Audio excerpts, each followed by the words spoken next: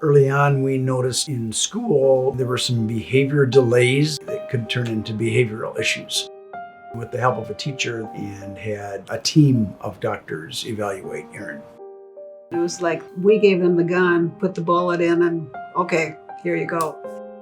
There was one time when I think second or third grade, he came in from the bus and he said that somebody on the bus had told him he's retarded. I'm not, am I? This was a reality. It was like, this is not going to change. This is, who he is.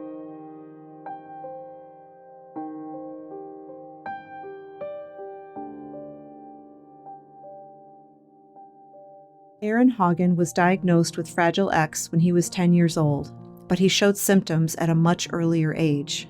Fragile X was only discovered maybe 5 years or so before we discovered it with Aaron. And so he's kind of grown up with the knowledge that the country has of Fragile X. At the time, that was even normal than anybody else. I didn't know that. I really didn't. Fragile X syndrome is a mutation on the X chromosome. It is an expansion of an area of the Fragile X mental retardation 1 gene that blocks a protein from operating in the brain and causes the behavioral and neurological symptoms of Fragile X and physical symptoms. If the mother does not know that she's a carrier, sometimes it takes a while for a child to get identified. And hopefully they get referred for genetic testing. And it's really the genetic testing that you need to do to confirm the presence of Fragile X syndrome. I am a carrier. I don't have it, but I am a carrier. Yeah, you feel guilty and yet nothing you can do about it. We discovered fairly early on that he had ADHD, and to the point where he was so antsy in his classes that they actually duct taped his chair to his desk so he wouldn't be scooting all around the room in his chair. Apparently he was a good memorizer. So he would memorize like the arithmetic table and he'd know 1 plus 1 is 2. But you get him to a story problem and he had no concept of what. One example, they'd cut an apple in 2 and how many apples are there? 2. And there was still the 1 apple. I mean, it was that kind of a thing. Story problems were horrible for him because he had no concept, but he knew his addition and subtraction tables. He had some physical things like motor movement skills, and as Fragile X will tell you, the floppy hands, and when he'd run. I was a member of the Council for Exceptional Children and got journals as part of our membership, and I was reading this article on Fragile X syndrome. And as I was reading it, I kept picturing Aaron. I made a copy of the article, and at a parent-teacher conference, I just kind of handed the article to them and said, I think you might find this article interesting, and I kind of left it at that. With the help of a teacher, then we went to the University of Kansas Medical Center and had a team of doctors evaluate Aaron. There were 5 of them. And the geneticist was to do the blood work to check out, because it was the X chromosome that's damaged in the system for Fragile X.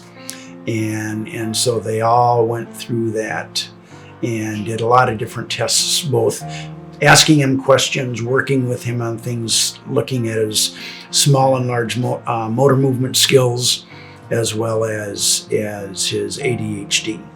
At the end of the day, they set us in the room with all of the doctors looking at us and told us the results that he has Fragile X. They said, but just remember, when you leave this room, he's the same person. He hasn't changed at all. We were scared to death. And we had tears. Mm-hmm. It was hard to hear about your son that won't have the same future that we had dreamed for him before that. And yet his future has become way more than that. And I think the other part of Fragile X, autism, is part of on the spectrum. And he's a very good memory still. I mean, he memorizes telephone numbers, he gets, license plates.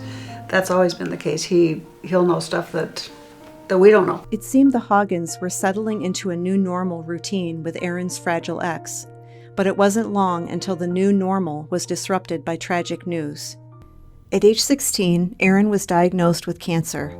It was lymphoma, large B cell, and it was in his knee. He was in PE and was having trouble running. They were running around the track and he was having trouble keeping up because his knee hurt.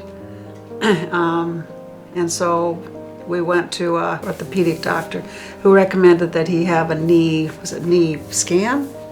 And that he do physical therapy, which was the worst thing that he could have done. So we had a whole summer of excruciating pain.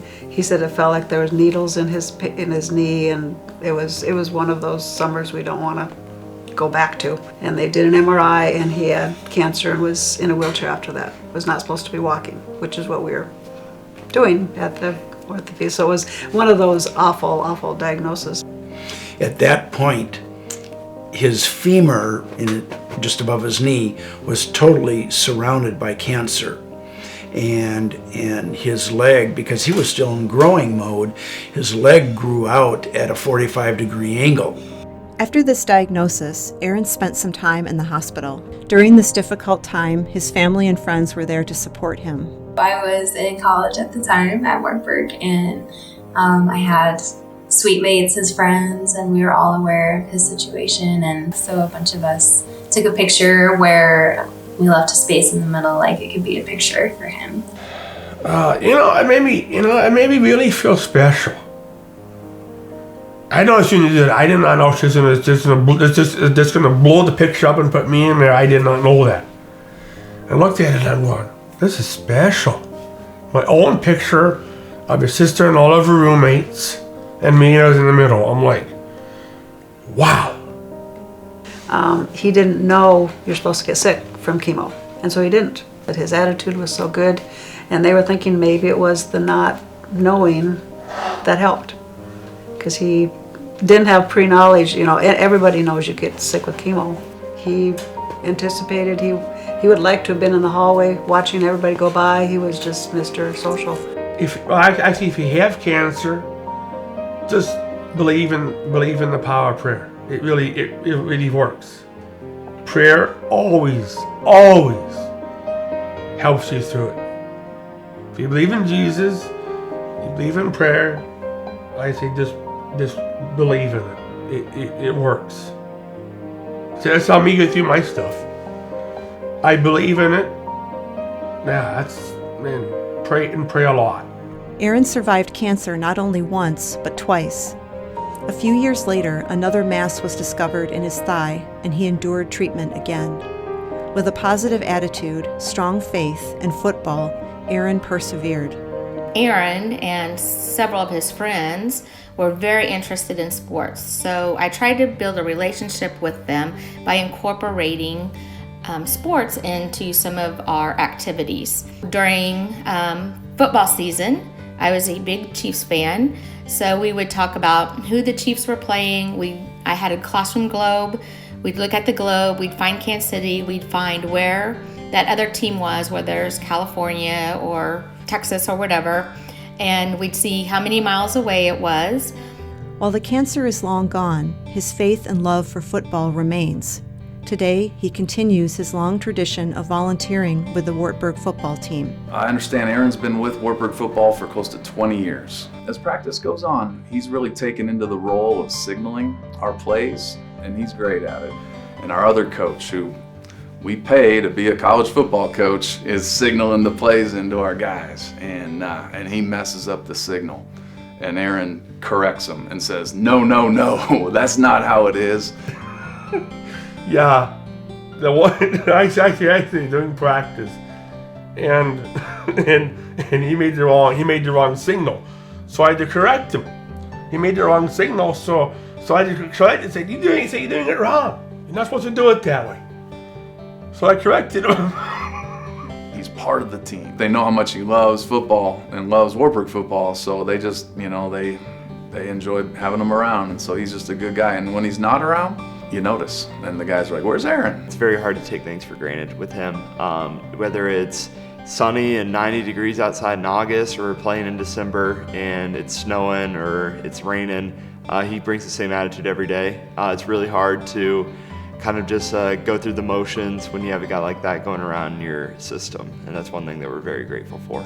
He'll always turn around and pump up the crowd, and he'll always be clapping, and whenever something goes bad, he'll say, no, he'll always be yelling. So it's kind of cool to see him interact and it's almost if he's on the field himself, just how attached he is to it. Tuesday through Thursday, Aaron is probably our biggest rival playing on the defense. If you ever call him out on it, he's like, oh, I'll cheer for you on Saturday. And he does come through with that for sure. We know he's the Knights' #1 fan. As far as I can see, if Wartburg's still playing athletics, Aaron will be there on the sideline and he'll be cheering him on and doing his best.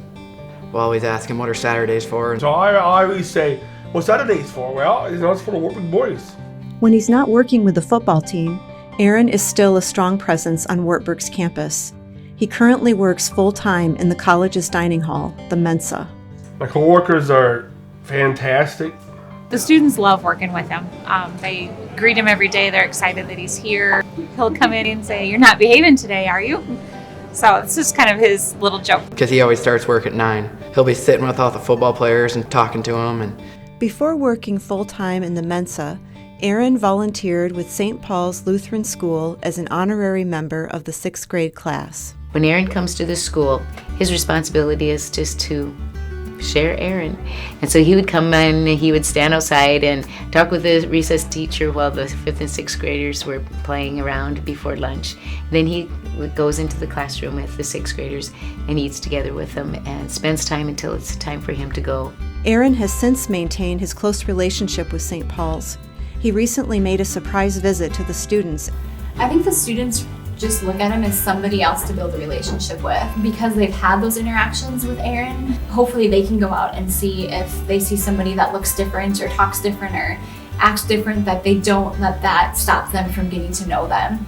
You know, one of the things that I love about watching the Haugans is their lives are in a routine around Aaron, but they made life normal. Their life is normal, and Aaron's a part of that normalcy. And what they show and living their life so fully is such a model to other people. Today, Aaron is living a fulfilling life by volunteering and working full-time in the Mensa. With the support of his parents, he also lives independently in his own apartment. Society should take a picture of Waverly, Iowa. It's a great community. They recognize special needs, and they're very caring and loving about that, and help bring them into the community and encourage that and love them and everything else. My favorite thing is, and everybody at Wartburg knows, that when Aaron is on the sidelines at football games, right as that ball is going to be a touchdown, he's the first one that puts up his arms. And maybe that is so indicative of Aaron's life. It's been a victory.